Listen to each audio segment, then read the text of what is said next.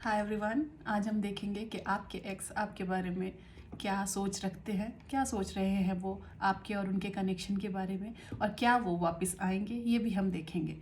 तो चलिए reading start करते हैं। रीडिंग को स्टार्ट करने के लिए क्या करना है आप सबको पता ही है, आपको उनकी एनर्जी से कनेक्ट होना है। तो आप अपने एक्स का नाम 3 बार अपने मन ही मन में दोहराइए और हम देखेंगे कि क्या वो आपसे कहना चाहते हैं, क्या उनकी करंट फीलिंग आपके लिए इस वक्त है। मेरे व्यूवर्स के एक्स उनसे क्या कहना चाहते हैं, क्या सोच रहे हैं उनके बारे में इस वक्त। मेरे व्यूवर्स के एक्स उनसे क्या कहना चाहते हैं। ये रीडिंग टाइमलेस है, कलेक्टिव है, जब भी आप देखेंगे तब आपसे रेजोनेट करेगी। प्लीज़ बताइए मेरे व्यूवर्स के एक्स उनसे क्या कहना चाहते हैं। आपके एक्स की एनर्जी मुझे डिस्टर्ब लग रही है। क्या कहना चाहते हैं मेरे व्यूवर्स के एक्स उनसे। प्लीज़ हमें बताइए क्या कहना चाहते हैं मेरे व्यूवर्स के एक्स उनसे।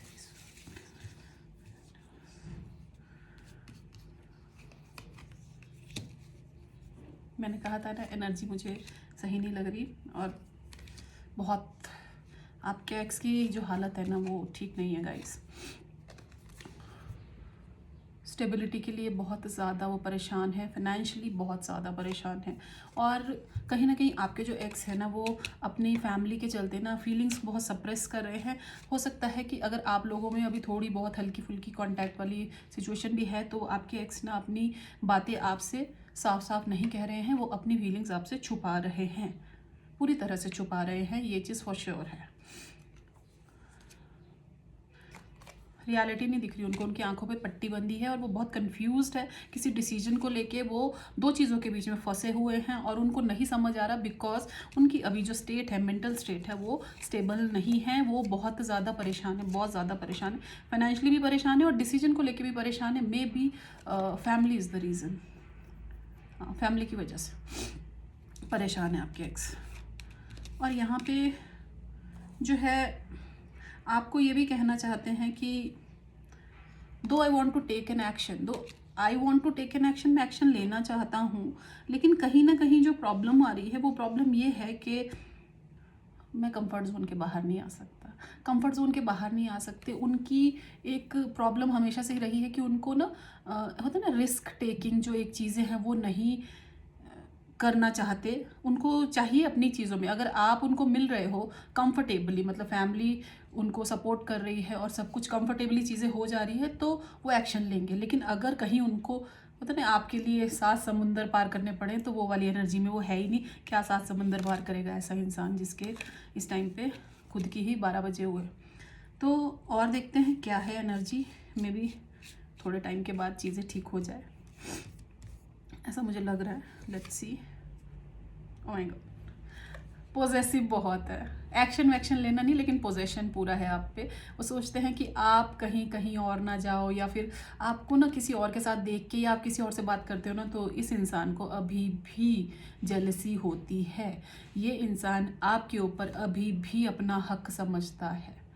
ये बहुत ज़्यादा ये इंसान इस टाइम पे ओवर थिंकिंग कर रहा है। He is becoming so possessive. ठीक है, ये जेंडर बेस्ड नहीं है, आई एम सेइंग ही। और अगर कोई मेल मेरी इस रीडिंग को देख रहा है तो ये शी आप बोल सकते हो, बिकॉज ये जो है जेंडर बेस्ड रीडिंग नहीं है।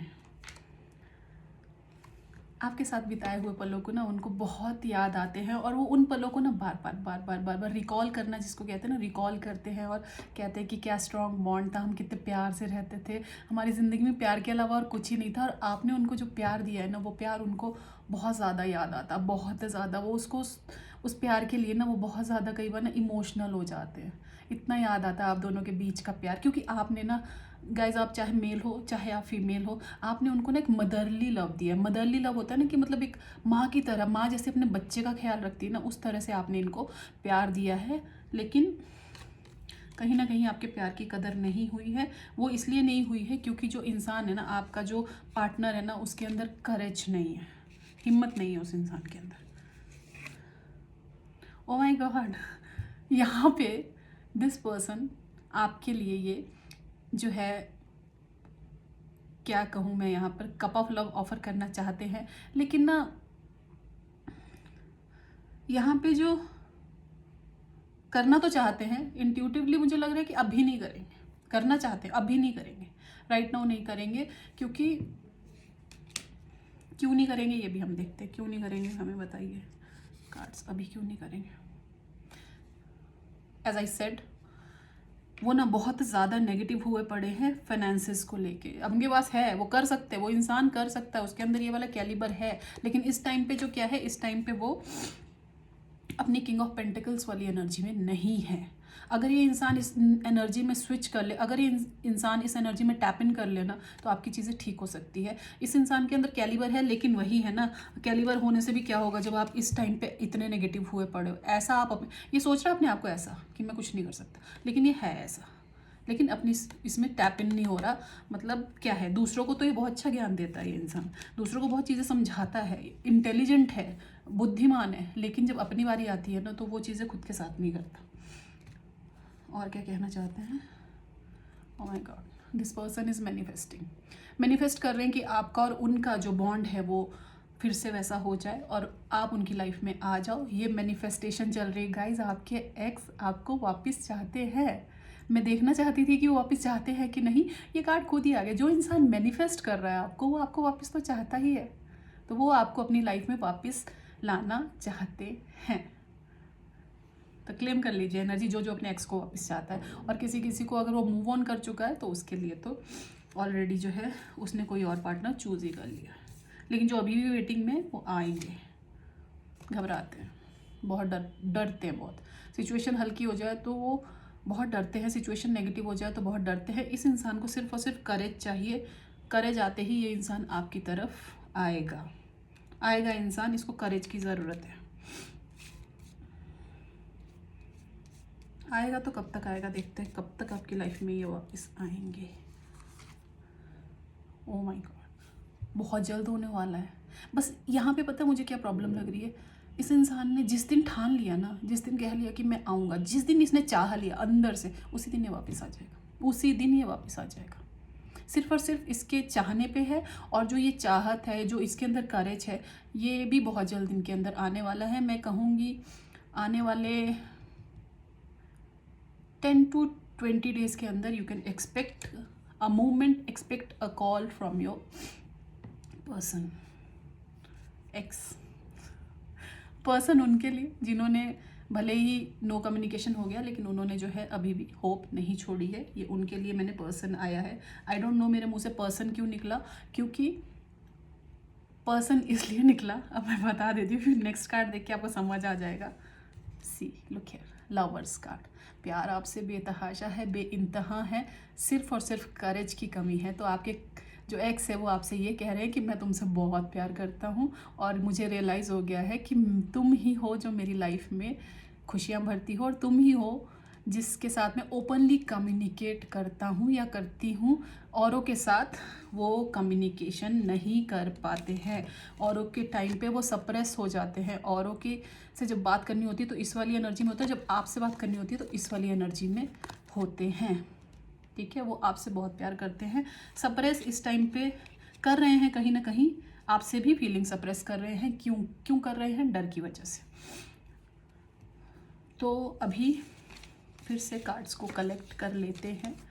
कार्ड्स को कलेक्ट करके मैं एक चीज़ देखना चाहूँगी कि उनकी जो ये पूरी थॉट प्रोसेस है, क्योंकि देखिए thinking it keeps on changing. अभी कुछ है, दिन में कुछ होगी, शाम को कुछ होगी।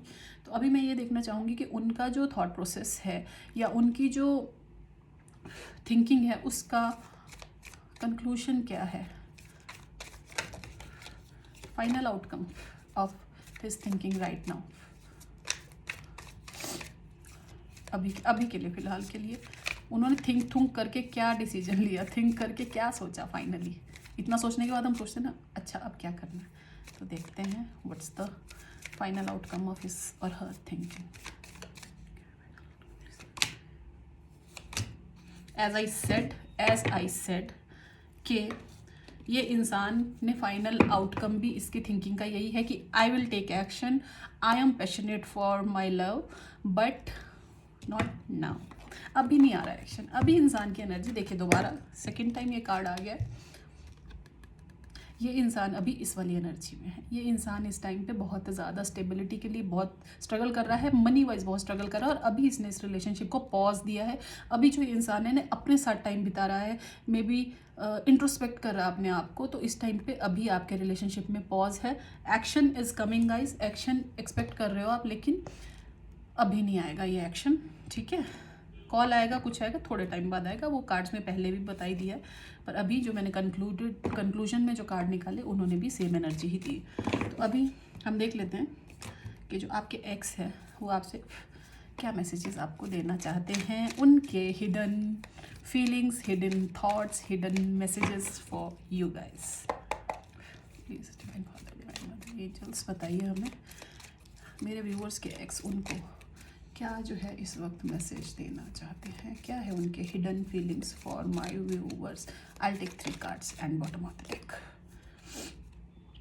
ओ, leaving you hurts me too but it was the needed.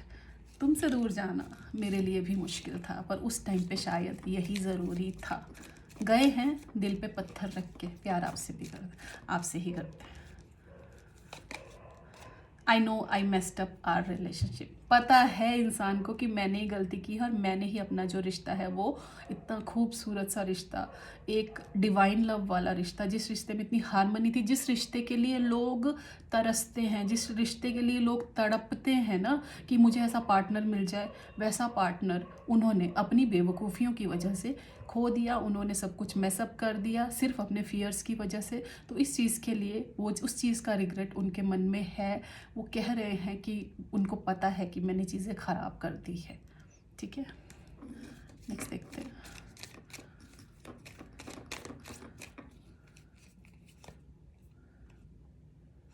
O my God, देखिए, I regret to hide truth from you. As I said, suppress कर रहे हैं फीलिंग्स, इस टाइम आपसे भी सप्रेस कर रहे हैं, बोलना चाहते हैं, तो उनको दर्द हो रहा है कि मुझे रिग्रेट हो रहा है कि मैं तुमसे सच्चाई छुपा रहा हूँ। क्योंकि सच्चाई क्या है, मन में तो आपके पास ही आना है, आपके लिए तड़प है, लेकिन कहीं ना कहीं ये जो फैमिली प्रेशर है या फिर जो भी इनके फियर्स है उसकी वजह से आ नहीं पा रहे हैं, तो उस चीज़ का उनको रिग्रेट है।